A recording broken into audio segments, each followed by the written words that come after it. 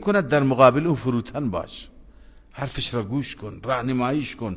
فان عصوک، اگر تو را نافرمانی کرد، خب بغضت هم برای خدا باشد. فقل انی بریء مما تعملون، بگو من بیزارم از اون چی که شما عمل میکنید. علی ای حال، هر چی که برای اتفاقاتی هست، تهدیداتی هست، به خدا پناه ببر. و توکل علی العزیز، زارگر هست، تمام عبادات تو را میبیند. الذی یراک حین تقوم، آن ذاتی که تو را میبینه وقتی که برمیخیزی برای تهجد.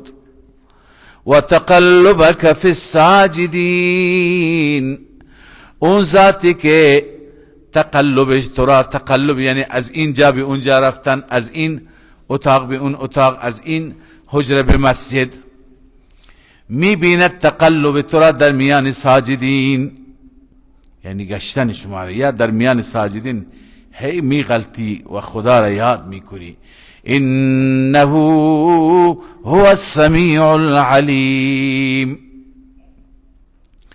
بله، همانا اون ذاتی هست، هم شنوا و هم دانا. از اینجا معلوم میشه که صحابه همه نماز تهجد میخواندند. رسول الله صلی الله علیه وسلم وقتی که میرفت در مسجد، اونجا بیشتر میامد مسجد میخواند. وقتی که میرفت مسجد النبی، مسجد پر بود از کسانی که تهجد میخواند و رسول الله هم یک گوشه میخواند. الله تعالی اون منظره را الله پسندیده که اینجا ذکرش میکنه، الله دوست داشته که اینجا ذکر میکنه. هل انبئکم علی من تنزل الشیاطین. خب این جواب شبهه قبلیشون را میدن. اونا میگفتن که شیاطین آمده به قرآن تعلیم میده. الله میفرماید آیا خبر بدهم بر اون کسی که شیاطین فرود میایند؟ تنزل علی کل افاک اثیم، فرود میایند بر هر انسان دروغگو گناهکار. خب اگر العیاذ بالله پیغمبر اونطور بود، شیاطین دور برش جمع میشدند. یلقون السمع، گوش میکنند، یعنی گوششون را برای گوش دادن به کار میبرند. اما و اکثرهم کاذبون، اکثر اونها چیه؟ دروغگو هستند. و بعد به پیغمبر خدا صلی الله علیه وسلم گاهی شاعر هم میگفتن. الله میفرماید و الشعراء یتبعهم الغاوون، شاعران اونها را دنبال میکنه انسانهای گمراه. اما ببینید دنبال کنندگان رسول الله چه انسانهای صالحی هستند، چه انسانهای عابد و زاهد، بهترین افراد امت، ابو بکر، عمر، عثمان، علی، عشره مبشره، مهاجرین، انصار، چه انسانهای پاکی پیرو پیغمبر هستند.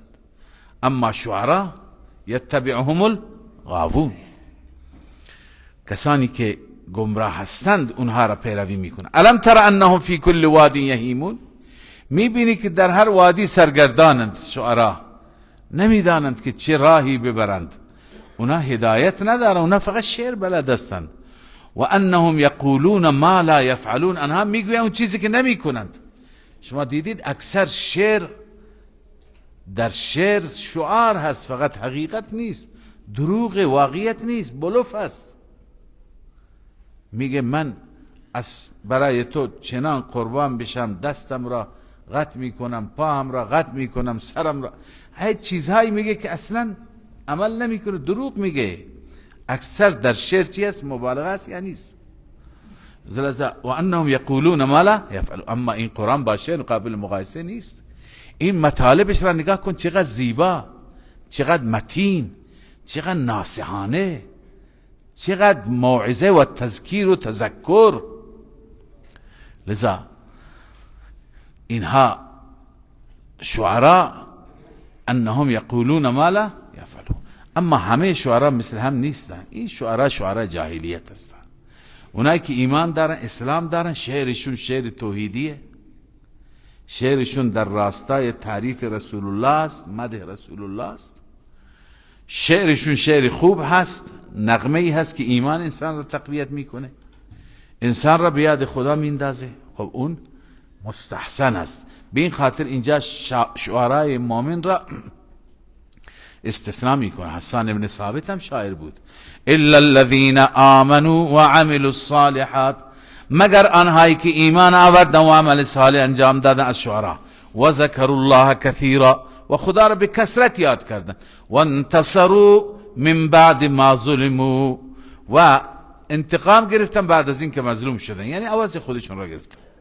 اینها استثنان، اینها لا یتبعهم الغاوون، اما اون گروه اول یتبعهم الغاوون. و سیعلم الذین ظلموا، اینجا تخویف اخروی هست. این مواعظ و این تذکرات داده شد، اما کسانی که بعد از این تبلیغ بلیغ، بعد از این پیام خدا باز هم ظلم کنند، و سیعلم الذین ظلموا، ان قریب میدانند کسانی که ظلم کردند، ای منقلب ینقلبون، چه عرض کنم که جاهی بازگشت جاهی یا بازگشتگاهی اونها بازگشت میکنن، بر میگردن. چه جایی؟ منظور قیامت هست که بازگشتگاه همه من و شما هست. ظالم ها میدانند، الان نمیدانند، اما ان قریب وقتی بمیرند میدانند که به چه محلی، به چه جایی همه اونها بر میگردند و در محضر الله پیشی میدهند. بعد الموت، جلاله نوشته ای منقلب ینقلبون بعد الموت. صدق الله مولانا.